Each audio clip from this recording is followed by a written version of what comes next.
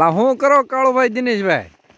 ભાઈ આજે અમારો વારો હતો સૈન નાખવાનો. અત્યારે સૈનનો બહુ ઉપાડ થાય છે અને દિવસે પક્ષી ઝાઝા આવે છે. પણ આપણે કહેવાની વાત કે આ જગ્યા ઉપર આપણે વિડીયો બનાવીને તો બહુ વાયરલ થાય. તો ટૂંક ટાઈમમાં થોડાક સમયમાં ટૂંક ટાઈમમાં ઉત્તરાયણ આવે છે, મકર સંક્રાંતિ આવે છે, એટલે કે ખીહેર આવે ને એટલે આપણે બધા ભાઈઓને બે હાથ જોડી નમ્ર વિનંતી છે કે પોતાનું ખેતર છે કે પોતાના ઘરનું ફળિયું હોય, આંગણું હોય, એમાં ખાસ કરીને સણ એક દી અગાઉ નાખી દઈશું એટલે તમામ પક્ષી સડી લે અને ભૂખ્યા નહીં રહે મિત્રો.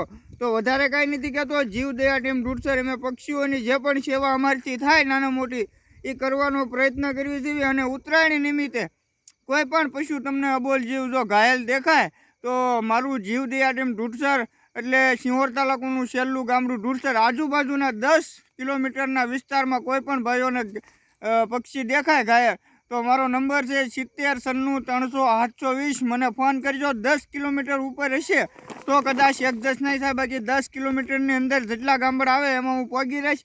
અને અમારે અબોલ પશુનું બીજું પણ કામકાજ કરવાનું હોય ઉત્તરાયણના દિવસે, એટલા માટે નકા આપણે વધારે વિસ્તાર લેત તો વધારે કાંઈ નથી કહેતો. વિડીયો શેર કરી દેજો, લાઇક કરી દેજો, કોમેન્ટ કરી દેજો. અત્યારે આવેલો છે દીપડો અને અમને લાગે બીક એટલે હું વિજયભાઈ અને દિનેશભાઈ 3 જણા આવ્યા છે.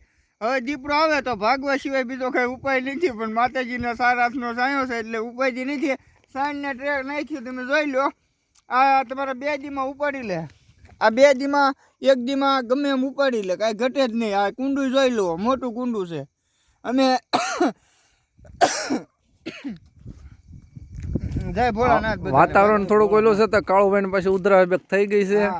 આવું બધું લાવવું પડે. જો આ ડબલું છે, પછી કેરબો બતાવો કવડો મોટો.